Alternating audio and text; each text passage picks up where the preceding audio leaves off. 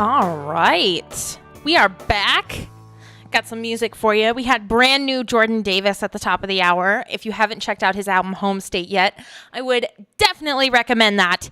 Let's get you some scores here because we are, after all, a country music and baseball talk show. So we're going to be talking about the Red Sox and the Yankees during this segment. So let's get those scores up for you first. The Rays are up on the Red Sox 4-2 in the top of the sixth. Plenty of ball game left. I'm not worried about it at all.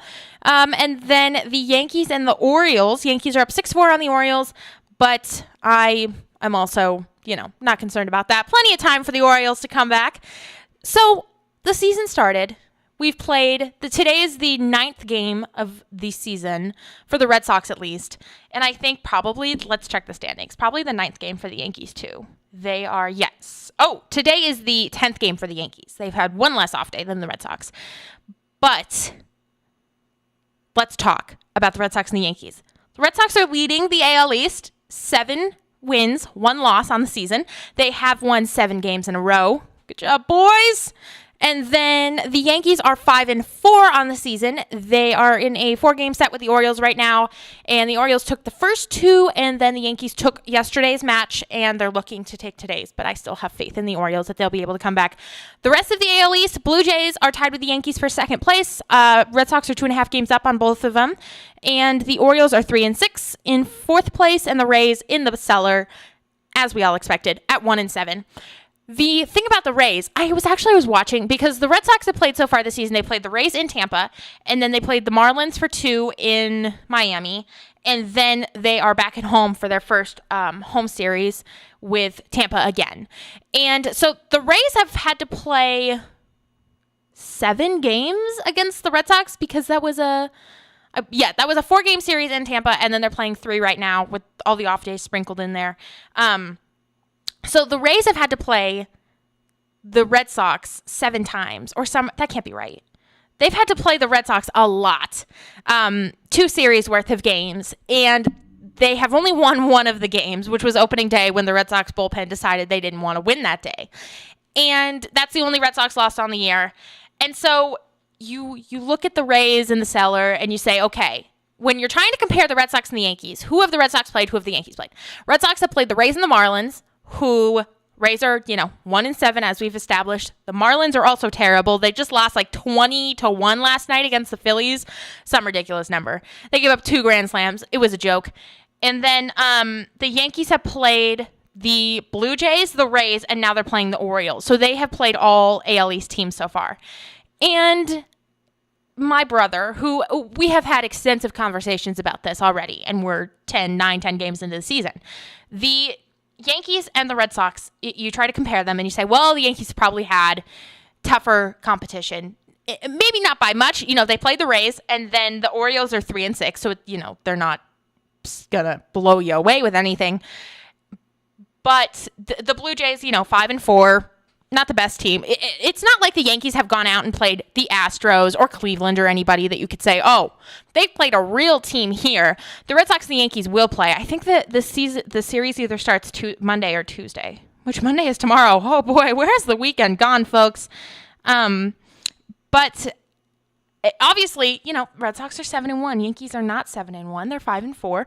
So automatically you want to say, oh, Red Sox are better. But let's break this down.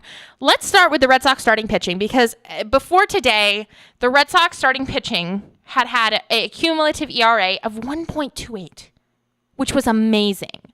Like, I cannot state. David Price hasn't given up a run in 14 innings that he's pitched this season. He has been amazing. Chris Sale has been so good. Rick Porcello has been really good. He just pitched yesterday for a second time around. And maybe the most surprising thing is the Red Sox have had injuries with the rotation. Erod is down. Dwu Pomeranz is down.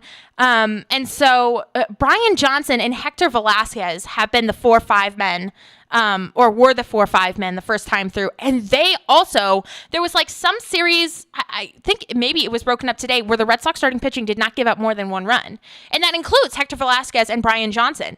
And those are not, names you associate with the Red Sox as being, oh, you think Chris Sale, David Price, Rick Porcello. You don't think Hector Velasquez, Brian Johnson, but they gave you such quality outings. It was amazing. And then the Yankees starting pitching has also been good. But really, the storyline perhaps has been the bullpens for both teams, because the bullpens have really not been that great. It seems as if, Craig Kimbrell is locking down saves right and left for the Red Sox, obviously. But the Yankees have struggled with the bullpen, I want to say, more than the Red Sox. Neither have been spectacularly great. You had, who was in the other night? Carson Smith has been giving up runs. I'm trying to think. The Red Sox have brought up this guy from AAA because of the injuries. They had more spots on the rosters, obviously. Bobby Poyner, who made his major league debut in the first series against the Rays, he has been really good for them, which is shocking because I will be honest, I did not know his name until spring training rolled around this year. But the bullpens have both been kind of shaky. As good as the starting pitching has been for the Red Sox, like, the bullpen has definitely not been anywhere near that good. The Red Sox here have been, and I've been saying this for so long now, I feel like I'm a broken record. I'm just stuck on this one spot. I just keep saying it. They need an 8th inning setup man. They need someone who can bridge the gap from when the Red Sox have a 1 or 2 run lead and get the game to Kimbrell when it's still with the lead, because Kimbrell can lock it down. I don't have any complaints about Kimbrell. No worries. When he goes out there, it's Kimbrell time, folks. It's over. You're all out of coins. But when you throw Matt Barnes out there, especially on the road, when you throw Matt Barnes out there in the 8th, or Joe Kelly, or I'm trying to think, they got rid of Robbie Ross, but really Matt Barnes and Joe Kelly, it is considerably less secure of a lead when you throw those guys out there. For some reason, when they're out there in the 7th, I like Matt Barnes in the 6th and the 7th. I like him as a middle inning reliever kind of guy. But they have not been good enough to be that lockdown 8th inning setup man. People are telling me, it's going to be Carson Smith. Carson Smith has been bad this year. It's going to be Tyler Thornburg. We don't know what Tyler Thornburg is going to be able to do because he's been on the DL ever since that trade happened last season where he came over from the Brewers and we sent Travis Shaw to the Brewers. But it's unknown what he could do. Maybe he's the man for the job. We don't know, though. That's the problem. I think this is not. The Red Sox they saw this problem, saw Barnes couldn't do the job. They went out and got Addison Reed from the Mets last season. Didn't work. Addison Reed's with Minnesota now. I never was an Addison Reed gal. But if you want to, so the Red Sox are no real rush to fill this position. If you want to let Tyler Thornburg have a shot at it, give him a shot. Wait till he gets healthy. Let him come back. Let him try. But if he can't do it, and Carson Smith, if you want to give him a little more time to adjust, whatever. He's just coming back from Tommy John, sure. Give him some time. If neither of them can do the job, you need to go out and get somebody. And I've been saying that for so long. It just feels like I just keep saying this point. Also, something that is on the flip side that I've been saying for a while is how the Red Sox didn't have a grand slam all of last season. Well, hallelujah. Xander Bogaerts hit one yesterday. I was so happy. I was watching. It was really funny. I was in my dorm room. Anna, who my roommate, may be on later today with a special guest. We're going to have some special guests in the studio later today. But me and Anna, I had the Yankee game on the TV, and then I had the Red Sox game on my phone. So I was, watching 2 games, which is really a special skill I need to put on my resume, being able to watch 2 games at one time and still, be a functioning human being and do other things while also watching those 2 games. I was watching these games, and I had it on my phone. And, I had it on my computer because I was on the phone with my dad, who's a Yankee fan. And Xander Bogaerts hits this grand slam, clears the monster. I was so excited. It was like I had been waiting so long to see a grand slam by the Red Sox. It had been like 2 years because they didn't hit one all of last season. And now it was, 7 games into the season, 8 games? 8 games into the season, and they got one. And I was like, yes! By Xander Bogaerts, too, who has been on fire, ladies and gentlemen. He had 6 ribeyes last night. He has been a doubles machine, racking up those extra base hits. It is so, so, so good to see him. healthy and hitting the way that I knew that he could hit, that a lot of Red Sox fans knew that he could hit, that he knew he could hit like. Because last season he was hit by a pitch. He had a finger injury. He just hung in there, and he was terrible last season. And it was such a disappointment to see him have such a bad season. But he came out of this season swinging. He was so hot in Tampa Bay. He's kept it up. It's so good to see. And you want to know something else that is really, really good to see? Hanley Ramirez, my friends. He is on I just texted my brother. He's on a 7-game hit streak. And over that hitting streak, he's been hitting .344. He had back-to-back walk-off hits for the Red Sox. He's swinging it great, too. I mean, yesterday, J.D. Martinez had his first home run of the season. Rafi Devers had a home run. The Red Sox won 10-3, 10-4 yesterday. If the Red Sox offense keeps up like this, and I mean... Xander Bogaerts made a comment when he was in Tampa when they were in that first series. He said, I'm hitting really well, and I'm not even the best hitter on this team, and I'm just waiting for these other guys to get going. So imagine what the offense is going to be like when everybody gets going.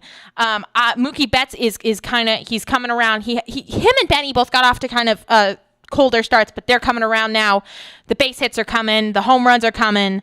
Mookie had a dinger in Miami. Yankees are coming to town, folks. It's going to be good. I am excited. The Yankees offense, Stanton he's probably had an at-bat since I looked at the stat, but in his first 36 plate appearances, he has 16 strikeouts. He either has 2 or 3 home runs on the season. He had 2 on opening day. There was that game where he had 5 strikeouts and he got booed out of Yankee Stadium, but I don't know, folks. I really like this Red Sox lineup right now. It's really, and it hasn't even hit the ceiling. It hasn't hit its stride of all the guys clicking. Right now, you're just, Hanley Ramirez and Xander Bogaerts are going good. Once Mookie gets going, and Benny, and J.D. Martinez, once they actually get going, oh boy, y'all better watch out, because the boys are back in town, folks. Baseball's back. The Red Sox are back. The Red Sox are winning. Oh, I'm so excited. Let's check on those scores again, since we've been talking. I want to see if anybody is... the Rays scored 5-2. Did the Yankees game go final? I don't think so. It was only like the 6. Oh, the Orioles, though, they did score another run. It's only 6-5 Yankees now. That bullpen again. When we come back, I want to talk about... let's do a check-in on the Red Sox and the Yankees managers, because they both have new first-year managers who have never managed before. Yankees have Aaron Boone. Red Sox have Alex Cora. We're going to talk about the managers of both teams, because there was a move in Toronto that Aaron Boone made that first series that I really want to talk about. And I want to get your thoughts on it. So if you have thoughts on anything I've said so far, 509-335-2207. I'm on till 2, so I promise we will get to the Mariners, because there's so much to talk about the Mariners, my boys. But yeah, we're going to jump back into some more music. I'll keep an eye on the games for you. Jump back in with some more score updates. Here we go.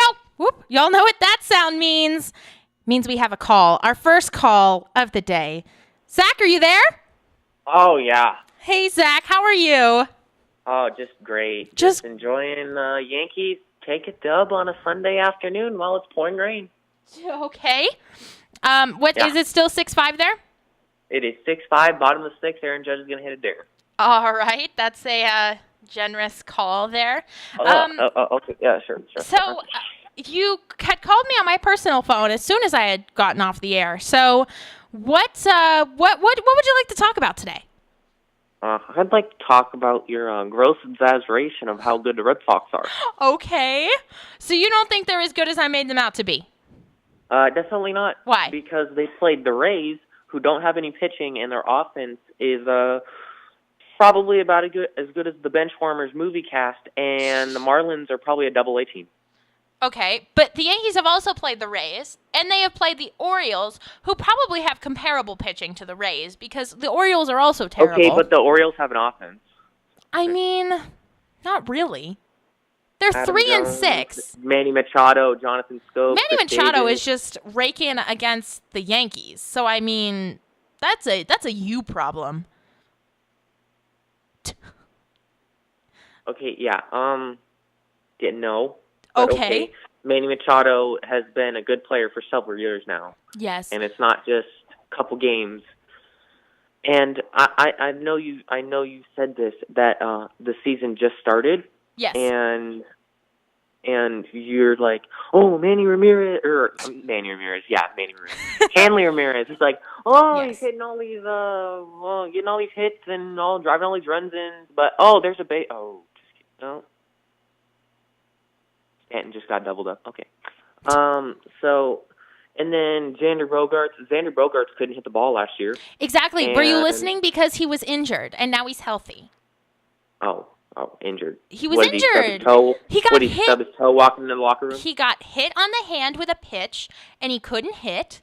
And he tried to tough it out, unlike, Greg Bird, may I mention.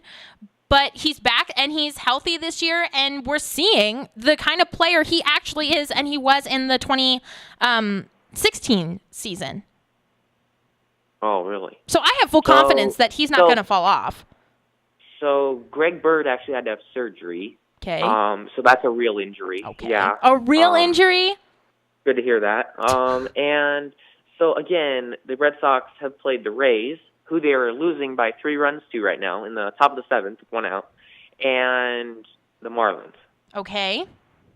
And the Yankees have had quite a few injuries, if I do the say Red so Sox myself. have also, Eddie just came back today, didn't look great.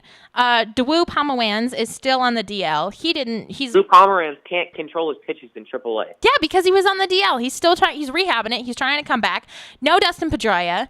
So I think, the Red Sox also have their injuries, but we're still out here winning ball games, and the Yankees are not. And you're also playing the Rays in the Marlins. Oh my God. Okay, we get it. Okay, so let me give you a list of the injuries. Okay. So we got Gary Sanchez, Clint Frazier, who hasn't played a game at all this season. Jacoby Ellsbury hasn't played a game at all this season. Okay. Jacoby was not going to give you a lot healthy. Brandon Drury, who is supposed to be our third baseman, every third baseman, and now he has blurry vision and migraine. Okay, me too. So these are not like fill-in pitchers. These are everyday players, like legit major leaguers. I mean, Jacoby Ellsbury is a real legit major leaguer at this point. He's not. He wasn't gonna get everyday AB, Zach. He wasn't gonna be in the lineup every day. He was gonna be a platoon player, maybe, probably a pinch runner. So I mean, come on, it's not a Dustin Pedroia situation. Give me a break here. Okay. Dustin Pedroia. Okay. All right, I do want to. Jacoby Ellsbury and Dustin Pedroia were pretty good together on the Red Sox. So. Okay, Zach. I want to ask you. Okay, I want to ask you some questions here, because you are, you watch the Yankees more than I do. What are you thinking about Aaron Boone, the new Yankee manager? What has he got? 9 games under his belt. Mm-hmm. What are you thinking so far? I think you're gonna expect a couple questionable moves. Yeah. And I don't really think that we need to make a big deal about it, but. Apparently we do, because the Red Sox are 7-1, so we'll make a big deal about everything. When the Yankees were in Toronto, and it was a Sunday game, the Yankees had David Robertson on the mound, and they were up by a couple of runs, and they had elected... And he gave up a grand slam. Yes, they had elected to walk Josh Donaldson in favor of Justin Smoak, and Justin Smoak hit a grand slam. And that made no sense to me, because Justin Smoak had been raking that whole series, and they had already had Justin Smoak had already had a home run that day. So what were your thoughts on that? And was that just, one of those bumps in the road, kind of getting used to making these big calls in game decisions kind of thing? Yeah, I definitely think it was. It was obviously the wrong call, because why would you... I have no idea what he's doing, because honestly, if you look at it, it makes no sense, because it was on a 3-2 count when he hit the grand slam, right? Mm-hmm. So, and David Robertson is not Aroldis Chapman. He doesn't throw 105. He's an off-speed pitcher, and he gets people on his breaking balls and stuff like that. But so I don't know what he was doing, because It was second and third. First base was open, and then they decided to walk Donaldson. Right. And Donaldson is injured right now. He's got some shoulder problems going on. He's got a dead arm. So, yeah. He's obviously, and like you said, Smoke hit the home run earlier in the game. Right. And he had a great year last year. So I don't know what he was thinking, because obviously you have to be more careful when the bases are loaded. And yes. you have to pitch to a guy. You have to throw strikes to a guy that had a great season last year and hit a home run in the game already. Right. As opposed to pitching with a guy who has a small injury and there's a base open. Yep. So you don't have to give into him in a hitter's count. How are you feeling about the Yankee bullpen? I know a lot of guys out there there was a 14-inning game that y'all lost the other night. A lot of pitchers were used. How are you thinking about both the bullpen and then the bullpen management by your new manager? Well, the guy warming up right now, Chasen Shreve, I'd like to see him used a little bit more. He wasn't used in like the first 4 games. I think he got in like the fourth game or fifth game. It was like a blowout anyway, so I don't know. I'd like to see him used a bit more. He's been effective in the past couple years, but I think it's been pretty decent. The usage, I mean, obviously, like some of the calls haven't been great, but like the pitchers on the mound are proven to get guys out, and it's early in the season. I'm not really worried about the They've been struggling recently, and I had questions about Dellin at the beginning. Dellin Betances early in the season. Earlier in the season? Okay. Yeah.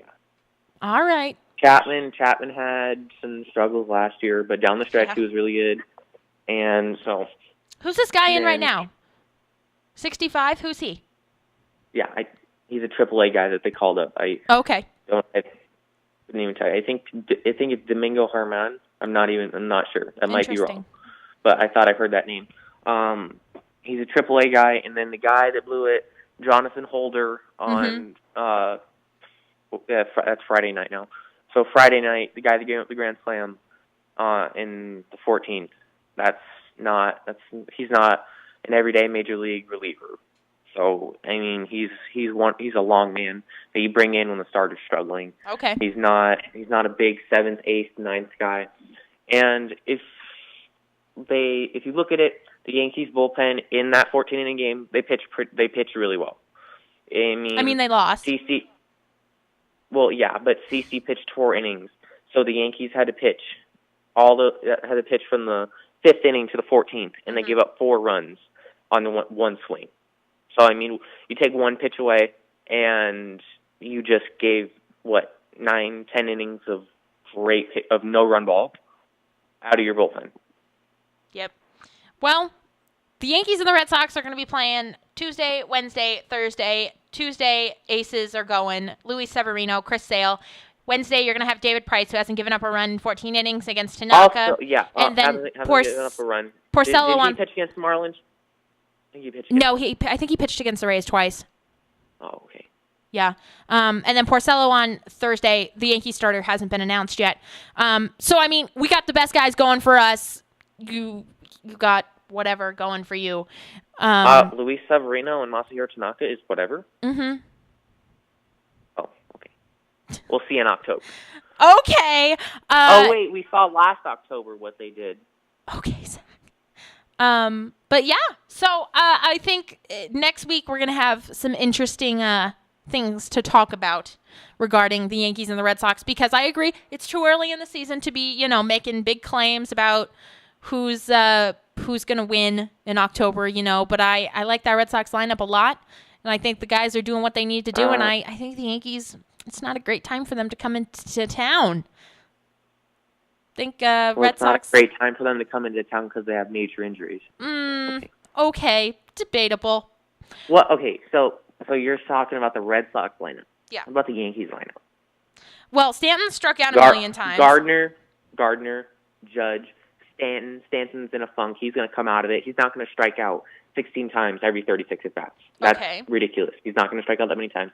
He's never been that kind of hitter. He always hits home runs, but he never strikes out that many times. Okay. So, 16 times in 8 games, no. He's not going to strike out that many times. He's not going to average, that's 300 strikeouts a year. He's not going to strike out 300 times in a season. So he's just not seeing the ball that well right now. So he'll figure it out. And then so you got Gardner, Judge, Stanton, Sanchez, Gregorius. Talk about having a breakout season so far. Didi Gregorius, 8 RBIs in a game. Him and Xander can go toe-to-toe there. I looked up the numbers. They're pretty on par with each other. So, I mean... Except Didi only got to face the Rays in 2 games, and Xander's had 7. Here we go again. The Orioles pitching is not that good, Zach. It's not. Okay. Uh-oh. Looks like we got an Oriole lead. 7-6 on a 2-run bomb. Oh, man. Yeah. Probably a bad call by Booney right there. Not sure what he's doing. Even a guy with 51 pitches in. Yeah, I mean, bullpen management is an underrated thing that people don't talk about enough, I think. And it is so important, especially in the late innings, when you have a 1-run lead or something, and you leave a guy in who's coming up from AAA with 51 pitches. I don't know. Obviously, bad call now that we have, Baltimore leading, but some questions there. I don't know. I've seen a couple of calls. I mean, Aaron Boone is obviously not on par with that frickin' Phillies manager. My goodness. If y'all don't know, the Phillies manager, he tried to make a pitching change the other night, but there was nobody warming up, and it was like this big thing. He's made a couple of other weird calls. On opening day for the Phillies, their home opener, they booed him as he came out. It's been rough for him, but I think we some questions for Aaron Boone here. I think it is kind of, a learning process, but yeah, Baltimore up 7-6 on the Yankees now, so... I mean, Red Sox might not be the only one losing today here. I think Aaron Boone's kind of in a tough spot because Jordan Montgomery didn't exactly have great stuff. Back to that starting rotation I had questions about. Jordan Montgomery being unable to be that 5th starter because he's bad and showed last year he couldn't be that 5th starter, but... and Eddie Rodriguez had such a great game today. Eddie Rodriguez did not have a great day. I mean, he was hurt, and he's coming back. He's shown that he can be a good 4th, 5th starter guy when he's healthy. So he's just got to stop breaking his freaking knee, and then he'll be fine. Oh. Okay. Well, Zach, It is always a pleasure to have you call in.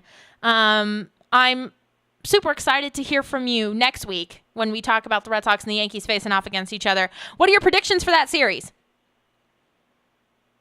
I think I'm not sure who's pitching that 3rd day, so I'll give it to you. 2 out of 3 for the Yanks. 2 out of 3 for the Yankees. I say sweep for the Red Sox. Okay. At home, lineup's going off.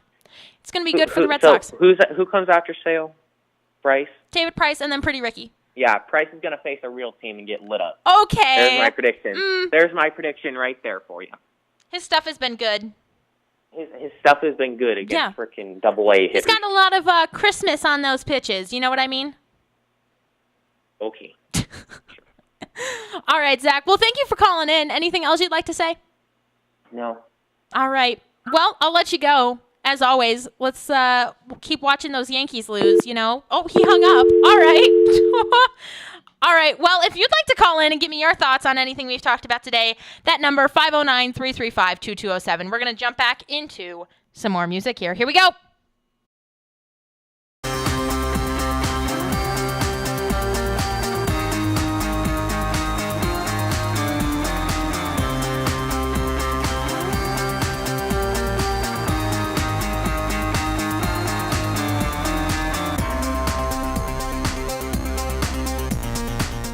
All righty, folks. We are back. Let's get your recap on those last 4 songs. We had Alex G with Too Far, Danielle Bradbury with Potential, Caitlin Smith with Don't Give Up on My Love, and Josh Dorr with I Need a Highway. Those are all really great songs. I love those songs a lot. And if you are ever looking for some country music recommendations, you can call in. You can hit me up on Twitter at DramaHannahM or at Turning and then the number 2 and then tunes, not turns. Turning to the number tunes. There we go. So that last conversation with my brother, I was going to talk about the Mariners, and we will, because I love the Mariners and we have to talk about them. But I really want to talk about managers, and specifically, new managers. Sorry, I can't speak English. New managers who are coming in and being like, how critical can we be of these new managers, considering they have, 10 games under their belt, and they have never managed. So let's talk about Gabe Kepler, who is the manager for the Phillies, who we were talking about earlier in the show, Aaron Boone for the Yankees, and then Alex Cora for the Red Sox. All are new managers, all are first-time managers, all were just hired this season. So I really want to talk about those managers and where the line is on how critical it's fair to be 10 games into the season with these new managers. If you were listening earlier, I have the Yankees-Orioles game on up here, and the Red Sox, oh my goodness. The Yankees had a 5-0 lead in the first inning, and now in the 7th, it is 7-7. And the Yankees are threatening here, first and third with 2 outs. And it's and as I was saying to my brother, bullpen management is such an underrated aspect of being a manager, and people should talk about it more, because it is so important how you manage your bullpen.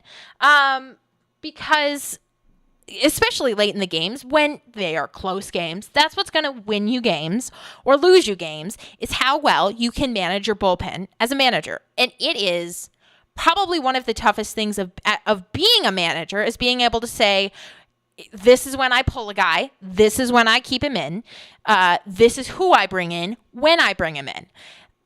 And knowing that is really what separates really great managers from not so great managers, average managers, at least in my mind. It's having the knowledge and the instinct, because I don't think it's really something you learn by watching and having that intuitiveness of exactly when to pull a guy, because you don't want to pull him too early if he's still got something in the tank, but you don't want to leave him in and give up the lead or something like that, or give up too many hits or whatever it may be. I have had some questions about Aaron Boone's ability to manage the bullpen. Alex Cora, I think he's done a great job so far. I haven't really seen anything where I've been like, that's a terrible call. Why would you do that? And I don't think, many other people, lots of people were super critical of John Farrell last year, including myself, who was the Red Sox manager who was fired. And he had a lot of problems. His inability to control the clubhouse, bullpen management, in-game management, those kind of calls in-game. But Aaron Boone specifically, and then Gabe Kepler, obviously trying to make a pitching change when no one's warming up. My goodness, come on. But it's kind of like, Hannah, we're 10 games into the season. How critical do you get to be of these guys? Specifically, Aaron Boone and Gabe Kepler, because I really don't have any complaints about Alex Cora so far into the season. I'm sure if I thought about it, I'd come up with something, because that's just who I am. But I think it is a learning process. And I think saying Aaron Boone is a bad manager or Gabe Kepler is a bad manager is unfair, because they haven't had even an eighth of a season they haven't even had a 10th of a season to prepare for what it means to be a manager and to get to learn the game. I think we can start being critical maybe a quarter of the way through, maybe even a half, or even the trade deadline in the end of July. You have to give him time.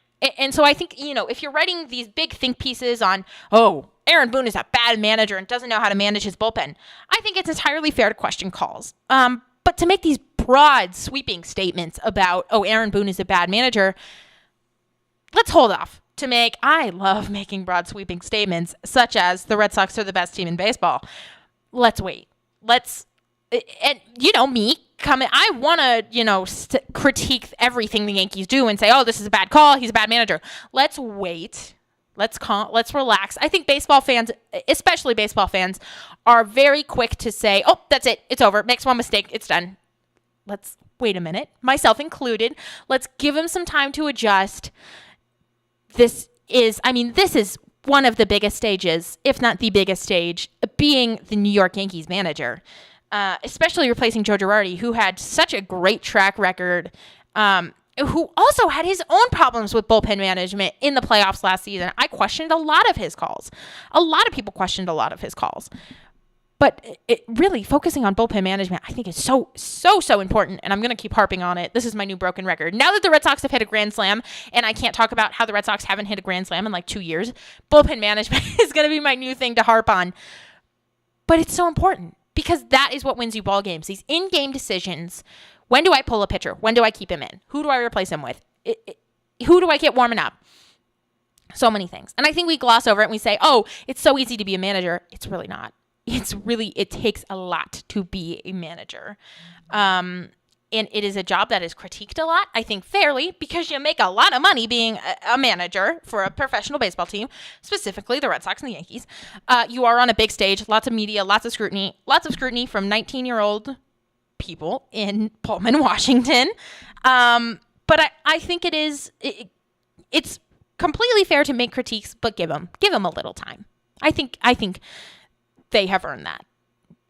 Specifically Aaron Boone. Give him a little time. And then if, July rolls around and he's still making these terrible decisions and choosing to walk the wrong people and giving up leads and kind of things. And I think he's still there. Obviously, you're still learning the rotation. You're still learning the bullpen. You're learning what the guys can do. You're learning everything about the clubhouse.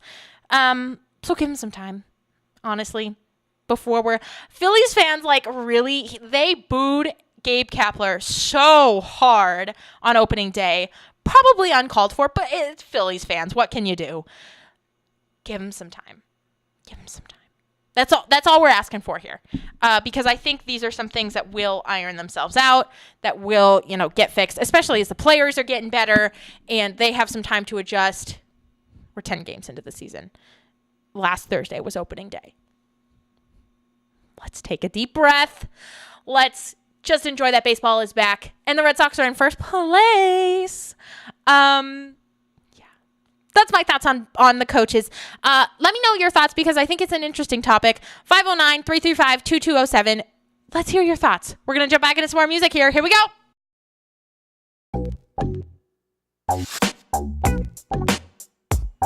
Funky jams. This is the best funky jam. A little intro music. All right, folks. As promised, we have some special guests in the studio with us. Ooh. Welcome back to the studio, Anna Somerville. Hi. And welcome to the studio for the first time, Nicole Somerville. Thank you. I'm so excited. Of course. So it's Mom's Weekend here in Pullman. So that's why Nicole is in town visiting her lovely daughter, Anna. I don't know about lovely, but all right. Yeah, she's visiting. I actually came to visit you, Hannah. Wow. She just came to be in the studio with us. So how has your Mom's Weekend been, ladies? What are some of the fun things you've been doing? Go ahead, Mom.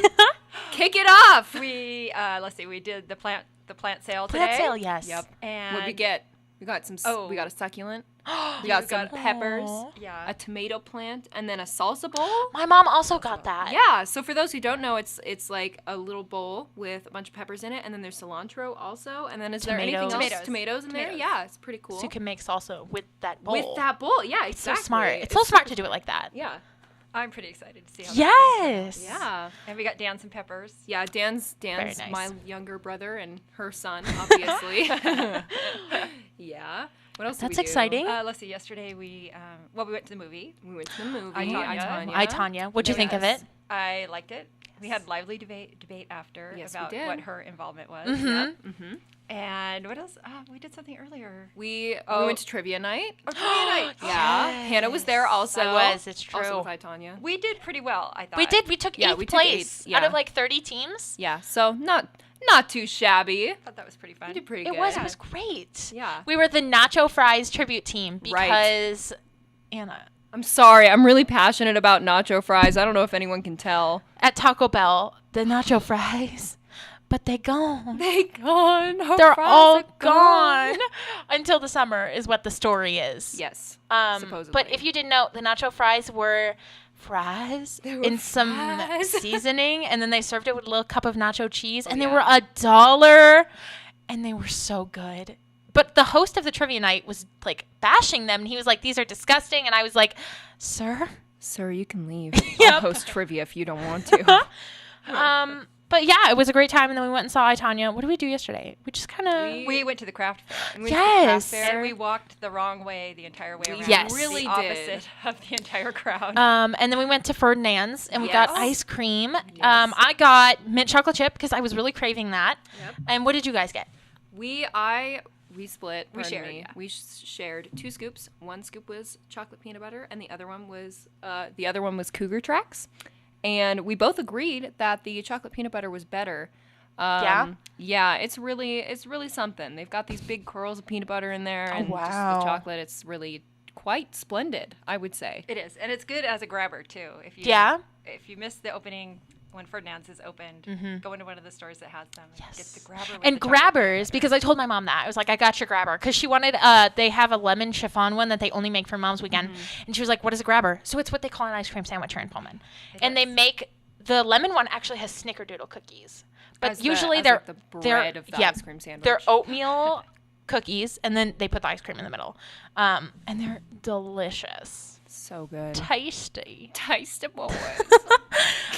But yeah, it's been a great weekend. And then we had pizza last night. Yeah. In Pullman, if you go to this place called Pizza Perfection, if you buy a monster pizza, you get one free. So we did that. Yeah, we fed a lot of people. We did. And we have still so have much a lot Oh my left God. over. So if anyone wants some pizza, please don't call me because I'm going to eat it all. So there you go. It's good pizza too. It was bigger than I expected to, because sometimes you get the monster pizza thing, Right. and you think, oh, monster pizza, and you go in and you're like, But this really genuinely was as big as they could fit in their oven. Yes. Because we were watching. Oh, Because we wow. went in through the back door, which is kind of strange. You go like through the kitchen. It feels wrong. You Yeah. feel like you're breaking the Yeah. law, and it's kind of exhilarating, I would say. Well, I kept apologizing, and they're like, "No, you're fine. You're fine. You can't do this as you're walking down the ramp." I've never been in there because we did that because me and Anna lived together last year, and we lived in a suite with 8 girls. Woo! And we had some friends also, and we had a big end of the year party, and we did the monster pizza, but Chris, our friend, picked it up. So I'd never been in to Pizza Perfection. I still haven't been into Pizza Perfection. We should just go. We shouldn't even order pizza. Right. We should just walk in We there should and just go in be the back. Oh, yeah, we have an order, and then just walk all the way through and through the Nobody front cared and that you leave. were walking through the back. Yeah. That's Pullman for you. interesting. We felt weird, but they were all just like, Pretty chill vibe over here. You know? Yeah. They're pretty. everybody here is really nice. Yes. That's what, when I was, because I had always thought I was going to go to the University of Oregon or somewhere else. I never thought I was going to go to Wazoo. Go Ducks, am I right? Go Ducks. And so when Sorry. we went and toured Oregon, me and my mom, my sister, we went down and we toured the university, and we didn't like it, and the people were rude, and we were like, well, I'm not going to go here. Now what am I going to do? We didn't even, we had like booked a hotel because we were going to stay 2 days. We didn't even, like, we gave the hotel up. We were like, Are you we serious? we didn't Oh even my stay. We were like, gosh. we don't like this. Like, I'm not going to go here. I didn't like the vibe at all. And then we came and toured Wazoo, and the first thing I noticed was how nice everybody was. Like, people just were, we looked lost, you know. Yeah, and people yeah. helped us. They were like, here's the cup. My mom went to UConn, University of Connecticut, and they called what we call the Cub, they called the co-op. So she kept asking people, where's the co-op? And people were like, what are you talking about? And she was like, you know, where you can buy like sweatshirts and stuff. And they were like, oh, we call it the Cub here. And so they walked us up to the mall, and they showed us the Cub, and she was like, it's called the co-op. And I was like, no one calls it that. But that's what they call it at UConn, I guess. really Which I funny. also toured. We went to the East Coast, and we toured UConn, and we toured UMass, which I loved UMass. It was such a pretty, I thought at that point I was going to major in English, and they have a great English department. Yeah. And I love the campus. And what else did we tour? University of Vermont, which was not good. Very expensive. Sorry, University of Vermont fans. It was very pricey. It actually reminded me a lot of Bellingham. Like, the town it's Really? in Okay, that reminded makes me. sense. I was like, this is the western of, like, the East Coast. Okay, all right. Where did we go? We went Western, because Western. Right. Because my Oldest older sister goes there. And we went to the University of California in Monterey. It's UC MB. Yeah. MB. Oh. It's like, it's Okay. some of it, like, Southern California, UC. Monterey. So I just remembered scum in my head because I knew there was an S in there somewhere. Yeah, it was kind of scummy. I'm not gonna lie. Sorry. Oh. they were completely revamping their Right. So it just Oh, looked. from Army barrack kind Army of thing. barrack Oh. It was buildings, being all yeah. turned over into. So in probably 15 years, it'll be amazing. But Mhm. right now, Right. it's in that transition. It's Yeah. scummy, if you will. Brand new buildings and then really yucky old. Right. Yeah. Okay. UW? Yeah. Oh, yeah. Oh yeah. Oh no. No. Let's not talk about that. We were yelling like your on our way out of there. Yeah. Where maybe you didn't have a good campus experience. Our UW experience was not a positive I experience. always knew I didn't want to go to UW because you grew up in Seattle, like in the Seattle area. Yeah. They're from Port Orchard. I'm from Arlington. So we're like in opposite directions, but we're both closer, an hour Seattle-ish. That's and how everyone is, I feel like. I know everybody's Oh, yeah, like I'm an hour out of from Seattle, but we're all like 4 hours away from Right. each other somehow. Like it just doesn't work. But it's like everybody is like, oh, that's the school I'm going to. But I always knew I didn't want to go there because I was like, I don't like. I used didn't to like it. think I was going to go there because we did Husky Band Day because, marching band. And so there was one day, usually around the 21st of September. Any Earth, Wind, and Fire fans out there know what I'm talking about. Oh, my God. Yep. And yeah, everyone would go and it'd just be super fun. And usually it's either a beautiful day or a rainy day, but either way, it's just a blast. You sit at a football game and like... And so through that, it was always like a positive experience. And I was like, yeah, I'm going to go to UW. And then like I got into UW and I got into Wazoo. And I toured Wazoo in the fall. And it was kind of like I wasn't super in love with it, but I wasn't like super against it. And then I toured UW and I was like, oh, okay. Yeah. It's pretty amazing how your college trips can really leave you feeling. Yeah. I mean, you either get the vibe is important. Right. Yeah. It totally You can is. look at everything on paper and say, oh, this, but until you actually walk on the campus and get the feel for it and meet some people and look at the buildings. Because, I mean, I never wanted... Amanda, my sister, always wanted to go to Wazoo because she was going to be a vet, and this is like the vet school. Obviously, yeah. But I was like, 6 hours away, and it's in the middle of nowhere. And I was like, I don't want to go here. And then it's such a pretty campus. We came right around this time, actually. We came, like, in April. It was such a pretty campus. People were so nice. Yeah. And I was like, this is a school for me. I knew when my dad, okay, so we came over because they sent us an email and they were like, hey, if you show up to this thing, we'll give you $1,000 for 4 years. That's what we did. And I was like, free yeah. And so we came over and my dad, I had been here once before, but I still didn't know the campus. I still don't know the camp. Like sometimes I get lost. You know what happens. Not really. I'm just hamming it up. Anyway, so and my dad went here when he went to college and we were driving onto the campus and it was just me and my dad in the car and then my dad just pulls over and he says, Cubs that way, and then he drives off. He just drops me off. And I was like, all right. And so I go and I like wander up here and people were pointing me in the right way. You know, they're very nice. And then I went up into the student store, the bookie as we call it. The Cub, not the co-op. Right, not the co-op. Pardon me. Sorry, Faith. And there were these like these little study tables with like this gorgeous view of like the rolling wheat. And I sat down at one of those and I was like, all right, this feels right. This is it. And I knew in that moment, just sitting there in a quiet place, that this was my school. Go Cougs. I didn't know about the hills until I got here. I didn't know there were hills. Like you mean the walking? Like yes. And so when we because we were over by Leidy in the French admin building when we were walking up to the Cub, and I was like, oh my God, I cannot do these hills. My knees, my terrible knees. Right. But we've been doing them now for almost 2 years, and. I'm coughing. I'm sorry. You good? Do they get easier, the hills? No. You just get used to them because you think in your head you're like, oh, I'm gonna get in shape doing these hills all the time. They don't get easier. I'm still like, oh, I have to walk up to the Cub today. Everywhere we walked the last 2 days, it feels like you're going uphill all the yes. time. You are. You're always like, how somewhere. Is this possible? It's I'm uphill coming both back ways. from the place. Yep. I just Yep. It reminds me of my mom telling me about getting to school when the hardships of getting to school when she was younger. It was uphill both ways in the snow. Yeah, my dad. Literally here, Every uphill both ways in the snow. Yeah, I can't figure it out, but I like it. You know when you're like when there are freshmen around because that hill by Brian. Yes. The one where you get winded every single time, yes. no matter how many times you do it.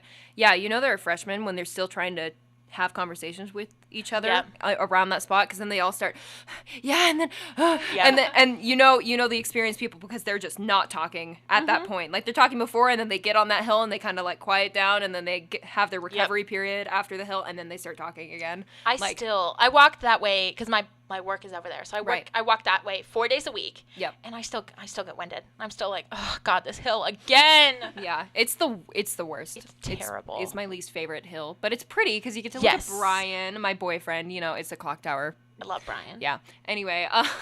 But yeah. Yeah. I love Wazoo. And yes. kind of transitioning to something else I love. Is it the Mariners? The Mariners! Oh, yeah. How did I know? It's so show about baseball or something. The Mariners are 4-3 on the season. Woo! Yeah, you know. Still passing. Because I just told you. Yep, she did. How do you think they're going to do this year? Well, Hannah, I don't know what my mom has to say, so we're going to listen to her opinions after this because I know she's a very knowledgeable fan of baseball. Oh, yeah.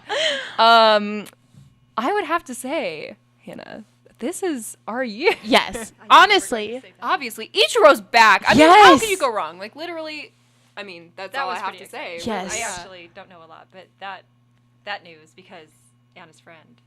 Yes. Brianna Emery, yes. who we've had on the show talking about the Mariners before. Yes. We love her.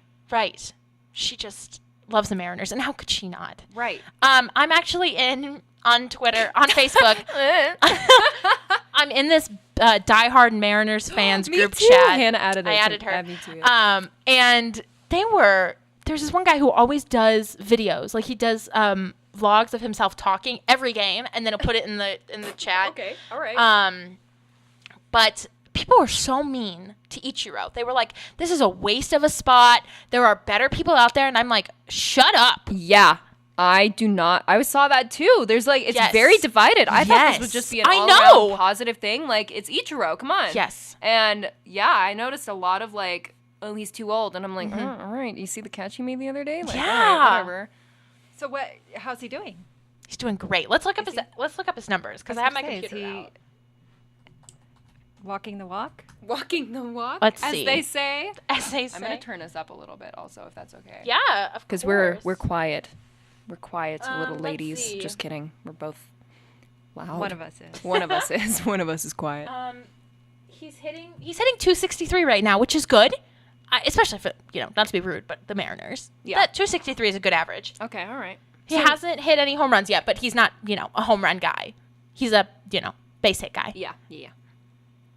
Where was he playing prior to coming back? He was with the Marlins. And how did he do there? He did. Let's take a look. Thank you, baseballreference.com, my trusty website. Shout out, shameless plug right here, baseballreference.com. In 163 games last season, he had 50 hits and hit 255. But in 2016, he hit 291, which is very good. Very good average. Go Ichiro. In 143 games. So, I mean, he spent a couple of years with the Yankees, as we know. From 2012 to 2014, he was with the Yankees. And then from 2015 to 2017, he was with the Marlins. And now he's back in Seattle. And I am so excited. Like, I don't get all these Mariner fans. She did that in air quotes for those who aren't here. Who are upset with them for signing Ichiro. I'm like... Yeah, I don't... It's a one-year contract. What do they got to lose? Right, exactly. Isn't it like sort of reigniting excitement? Yes! People are showing up to more games, right? He was popular. Yes, he was so popular. Yeah. Especially with the Japanese fans here. They loved him. Yeah. And they were...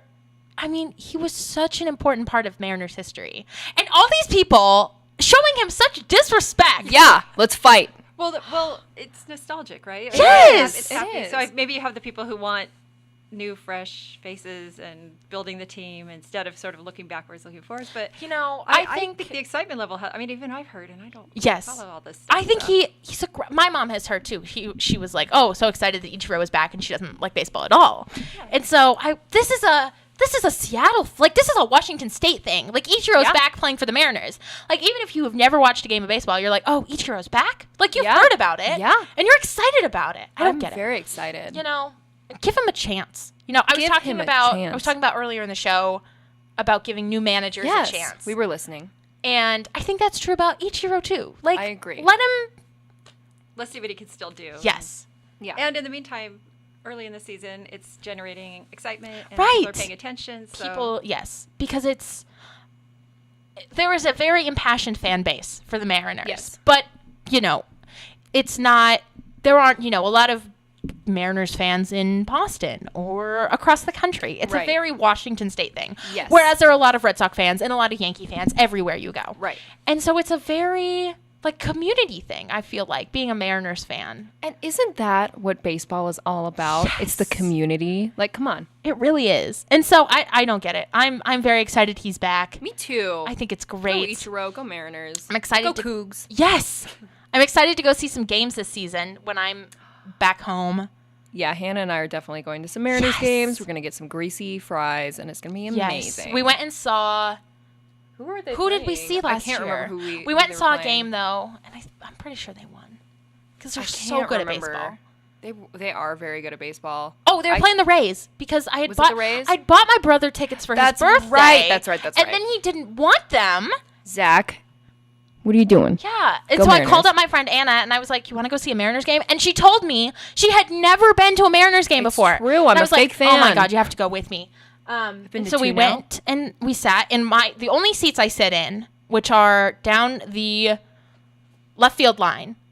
Yes. Great seats. Yes. Probably most famous for when Aaron Judge hit a really long home run when he was in town last season. That's where he hit him. Aaron, Mr. Judge, please get braces. Oh, go Mariners. He really needs braces.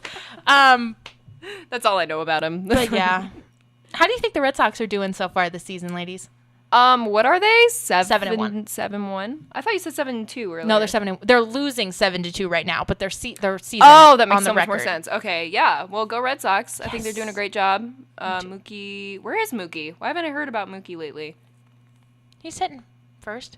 Okay, he's in the leadoff spot. Okay. But he's not been doing as well as Xander and Xander hit a grand slam. He hit a grand slam today. That was amazing. He also left the game today with an ankle injury because he slid into the dugout. God. So I know I'm like, please. Oh no. Things are about to get wild this week, ladies, because the Red Sox are playing the Yankees Tuesday, Wednesday, Thursday. Ooh. And my brother has been telling me, he's like, oh, the Red Sox aren't that good because they haven't played good teams. And I'm like, oh, we're going to know this week. Oh, yeah. We're going to know for sure. Let me just give a third-party input here. Hannah's family is very divided. Yes. Like, Hannah is the Red Sox fan, and then her dad and her brother are both Yankees fans, yes. right? And there are some conflicts that have happened before because of baseball, especially in their family group chat. Oh, and man. It gets heated. So I'm excited for the chaos. I'm excited to sit back and watch things explode. It's gonna be great. We have a group chat. It's called the Martin Family Baseball Chat. Right. And there was last season when the Yankees were in the playoffs, and I was, talking trash, as I usually do, and the Yankees were losing.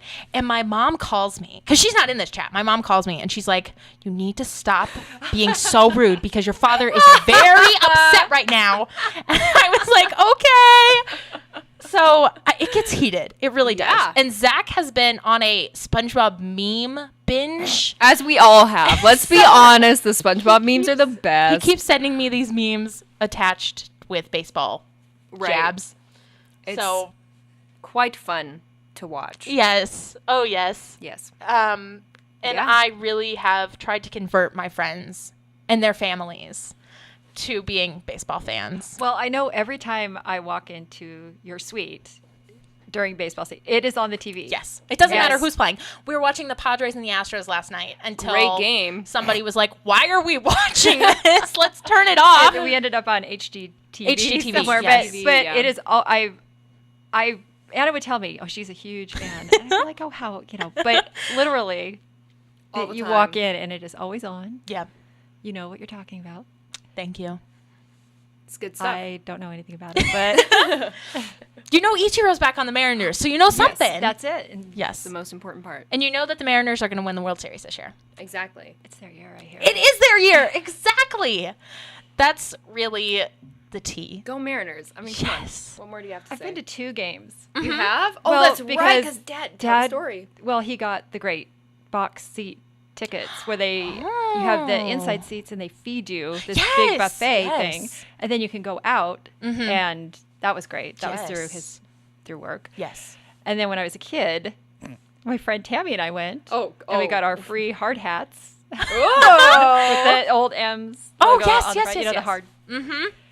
And we weren't really there to pay attention to the game. Right. But it was really fun. What she means by that is they were scoping out the cute boys. Oh, yes. Who were there, if there were any. There were. Oh. I recall, yes. What? Oh, wow. Well, because, yeah. We had binoculars. So we were able to watch the game. They weren't the best seats ever, so. Right. And then you just kind of. Look what. My thing is, I have been. It was the 80s, Anna. I have been to many a Mariners games, and I have sat. Well, my dad also got tickets, box tickets, through his work, and so we went to that one time. They were playing the A's. I think it is fancy. I love food. Right. I love love no shortage of food, and it's free when you go sit in the box seat. Oh, yeah. So it's like, oh boy. And why don't the other people seem to be into it? I was the thing I know. couldn't figure out. They're There's all this like huge spread and fancy cheeses. And Yes. the dessert buffet was amazing. Oh yes. And it wasn't. I mean, it wasn't. It was great, and Yes. nobody else is really paying attention. I know. To it. Jim and I are like, "What is going on?" Yes. It's just, they're not You were like eating this stuff. loading your bags full You bring that of like. bag with the Ziploc Yes. tucked inside and Go I didn't ham. That would be really, me. But it was crazy. I thought you're paying a ton of money for I this. Enjoy know. the entire experience. That's when you know you have too much money. Is When when you you can't go when you go appreciate to the the free box buffet. seats and there's the free buffet and you're You like, don't need it. Turn your this nose isn't up as at good as it. last time or like whatever. Yeah. It's like okay, maybe I need to chill it out on the cash flow. Yeah. But I've sat in the box seats. I have sat down the like third base line, like good tickets. Those like for my birthday, I'll get when the Red Sox are in town, get the good tickets. The Red Sox. We've sat in the right field bleachers. We've sat. The only spot you really don't want to sit in is the center field bleachers, right under the scoreboard, because then you can't. They just put in that big new scoreboard, and you can't see it, and the sun is in your face, and it's terrible. Those are the worst tickets. Don't sit there. Pay the extra $4 and go sit in the right field bleachers. And I've sat behind home plate. Crazy story. Oh yeah, that's right. Oh, it's a But- good story. No matter where you sit, except the center field bleachers, don't sit there. We hate those. Really, it's a great experience whenever It you is. go. It's Even if very your team doesn't wholesome. win, because it's so just exciting to be It's at the the game. community. Yes. It's what baseball's all about. Yes. It's about having a fun time with other people who just want to have a fun time at the Yes. game. And you eat some greasy food and you yell a lot. It's just pure American. That's all. It is. Yeah. That escapism for a couple hours. Yes. Go immerse yourself in a game. It's so fun. It's super fun. It really is. Well, ladies, thank you so much for joining me. This was such a great talk. Of course, Hannah. anytime. Of Thank course. Thanks for having me. Of queen. course. It is so great to have you guys on. Love talking with you. And Anna and I, actually, a little announcement, we might have a show next year where it's just us giving advice. Yeah. Because we did that one night. We did that like a late night fill-in show, and it was spectacular. it was super fun. Except the recording didn't get the the recording yeah. messed up, and I didn't get it. I was so mad. So we'll have to do it again before the end Yes. of the year. Probably late night. Yes, late night. We like the 10 to 12 We like slot the 10 to because- 12, maybe 8 to 10, somewhere in there, like more late night. Yes. we just give Also, advice. yeah, so start thinking about things you Yes. have questions about because we would love to answer them, whether we Yes. can answer them or not. Right. Serious advice, silly advice. Yes. We whatever had, you got. It was like, we had, one question was like, does a toilet paper roll have one hole or two? Right. And then like right after it was, how do you come out to your conservative parents? And I Yeah. was like, oh my God. Yeah, it was So we really we covered the full spectrum. spectrum. Yes. So yeah, feel free, and we'll play some Music. kickin' music for you. We're going to If you play. like We're gonna, music. if you like music, I think we're gonna play one more song here because we only have 10 minutes left on the show. Oh, And then we'll wow. probably say goodbye because I got to get out of here and go eat some lunch because I'm hungry. Yeah, Hannah's the worst. I am. But thank you so much for coming on again. Of course. This was so much fun. Happy Moms Weekend, Happy everybody. Moms Weekend. We love our moms. I love my We mom. really do. I love my mom too. They're good eggs. So we're gonna play one more song here and then we'll probably hop on and say goodbye. Cool. So Thanks, Hannah. of course, here we go.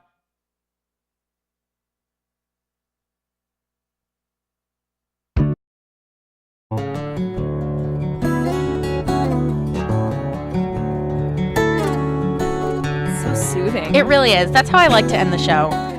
And you know what that means. It's the end of the show. Wow, who'd have guessed? Anna, so you know how I was trashing, I was like, oh, the Red Sox aren't going to win today at 7-2. Guess what the I know. frickin' score is? What is it, Hannah? It's 8-7 Red Sox. Whoop, whoop, whoop. They came back and put up 6 in the 8th inning while we were all chatting. Having a good time. Because I flipped over and I was watching the Yankees. Because I am a fake fan. Because it was 7-7 and it's still 7-7. Right. And I was keeping an eye on that. And then I flip it over and Nicole had asked me a question. And I literally did a double take because I thought I saw 8 on the scoreboard, but I was like, no, they can't be. There you go. They scored 6 runs without a home run. Isn't that amazing? It was a hit parade. I have to call my brother now and rub it in his face. Oh, yeah. So the Red Sox are up 8-7. Yankees, Orioles, still 7-7. Oh, God, I love this team, Anna. They don't quit. Even when their fans quit on them. They don't quit. The fakest fan of all. I really am. Oh my so gosh. Fake. That's wonderful. I'm so happy for you. Oh, yes. I love this team. I hope it ends up. What inning are we in? It's the bottom. It's a top of the 9th. Okay. All right. We're getting close here. Top of the 9th. Hopefully, as long as they don't tie. Yes. Go into. What was the longest game last year? Like 16 innings? Am I right? Or was it like 14? I think it was 17. Oh, gosh. Yeah, that's crazy. The longest game I've ever seen is 18, and I watched it all, and it was Red Sox and the Yankees. Mm-hmm. Also, there are 2 outs in the top of the 9th inning, and Craig Kimbrell's on the mound, so Red Sox are going to get this one. Yeah, boy. God, I can't believe they did that. That's amazing. They did that. They really did. I love this team so much. But anyway, thank you. Yeah. Back to the show. Thank you, Anna and Nicole, again for being on with me today. We had such a fun time talking about everything. Next week, I might be on. I am working double duty again. I can't say that. Tennis and baseball, but I will try to get my booty up here because I love being on the air and I love talking about baseball. As y'all know. So, Anna, is there anything else you'd like to finish up here? I would just like to say, I hope all the moms are driving back safely today. Love moms. Go Cougs. Go moms. Go Cougs. Go Coug moms. Go Cougs. Yes. That's it. Thank you all so much for listening, as always. The person in Taiwan, person in France. My listener map might be off by just a little bit, by just a couple miles. But thank you all so much for listening. And we will try and be on next week. And if not, go Cougs. Go Cougs. And go Red Sox. My goodness. I love this team. It's pretty cool. Make sure you're watching while the Red Sox and the Yankees take on each other Tuesday, Wednesday, Thursday. It's going to be I'll be watching. Sudden death showdown, I feel like. Oh, boy. Thank you so much for listening. This has been Turning Two Tunes. I'll catch you back here next week, hopefully. Oh, hold on. That's it. Red Sox win. Woo! God, I love this team. Good job, boys. What a way to end the show. For real. First time in franchise history they're starting the season 8-1. Really? What a comeback! What a comeback. Woo! I know that this is their year for the Mariners, but it's also the year for the Red Sox, I feel like. They're both going to win. It's going to be a double win. I love this World team, Series. Anna. Yeah, I know. She's very excited. Prayers for Xander Bogaerts, though, because he left the game with an ankle injury. I love you, Hanley! There he is. Cute. So, on that note, thanks everyone for listening. Go Cougs, go Red Sox. Go Red Sox. This has been Turning Two Tunes. Yep. Bye, everybody! Bye.